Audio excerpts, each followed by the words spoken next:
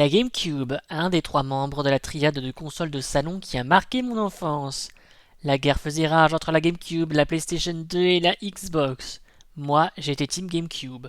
Entre 2001 et 2007, nous avions eu droit à plusieurs jeux bien intéressants, surtout venant de Nintendo. Super Smash Bros. Melee, Luigi's Mansion, Mario Kart Double Dash, Pikmin, Beyond Good and Evil, Zelda The Wind Waker, Metroid Prime et ainsi de suite. J'ai volontairement omis Soul Calibur 2 de cette liste puisque je vais vous parler de ce jeu qui est sorti en 2002.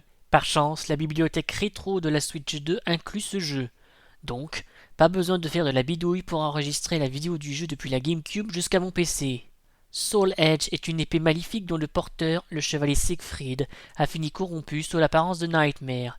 Certes, il a été vaincu dans Soul Calibur 1 sur Dreamcast, mais Soul Edge a toujours un peu de son pouvoir en elle. C'est donc pour cette raison que les gentils veulent retrouver l'épée pour la détruire, tandis que les méchants veulent la retrouver pour devenir encore plus forts, quel qu'en soit le prix. Puisqu'il s'agit d'un jeu de combat, n'espérez pas une histoire profonde et une durée de vie significative. Le jeu possède deux modes principaux, arcade et maître d'armes. La partie arcade n'est pas remarquable tant sur la quantité de modes différents que sur la qualité de ces derniers. Classique, contre la montre qui pour moi est une version déguisée de survie puisque vous n'avez pas le droit de perdre un combat. Survie à différents niveaux de difficulté, combats en 3 contre 3. La partie maître d'armes est celle qui vous prendra le plus de temps à terminer à 100%. Il m'a fallu environ 8-9 heures et beaucoup de galères pour ce faire. Vous accomplissez des missions au fur et à mesure de votre progression sur la carte du monde. Au début, le mode vous demande d'abord votre nom. Je suis Loser. Aptonyme? On verra. Un aptonyme, APTONYME, désigne un nom de famille qui reflète une particularité de son porteur. Par exemple, Monsieur Moru qui travaille comme poissonnier. Dans le casting d'une vingtaine de personnages, nous avons entre autres un samouraï, une fille ninja, une fillette avec des lames de coude et un cri trop choupi en japonais, un moine avec son bâton, un fleurettiste, une femme très sensuelle avec une épée fouet, Monsieur Nunchaku, le Grinch style cyberpunk qui est en réalité un personnage créé exprès pour le jeu mais il fait tâche, une sorte de momie qui fait du moonwalk, Yoshimitsu. Eh bien, ils ne se sont pas trop cassés la tête, hein. Heureusement qu'il n'y a pas de Yoshimitsu dans Street Fighter, Dead or Alive ou dans Mortal Kombat, pas encore. Sinon on aurait eu du mal à s'y retrouver.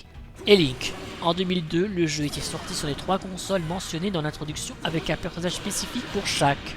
Link sur la GameCube, Heihachi de Tekken sur la PS2, l'anti-héros Spawn sur la Xbox. Pour vaincre votre adversaire, il faut amener sa jauge de vie à 0.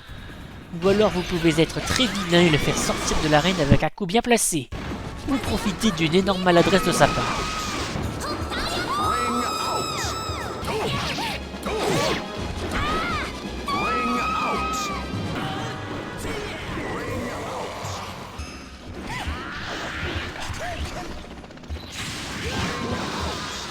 L'intelligence artificielle demeure perfectible car imprévisible. Des fois, elle sort un combo qui vous enlève plus de la moitié de votre vie.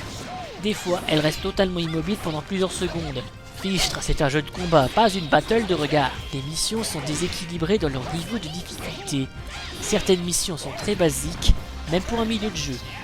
D'autres, en revanche, stupide niveau optionnel dans lequel il faut vaincre 5 ennemis hyper défensifs et fuyants dans un temps très très limité.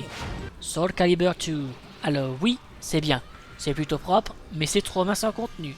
À part le mode maître d'armes et le multijoueur, il est difficile de trouver quelque chose de plus pour passer le temps et pour progresser au combat qui a tendance à punir sévèrement la moindre erreur. 6 sur 10. Je vais rajouter sur ma liste de courses un gilet de sauvetage.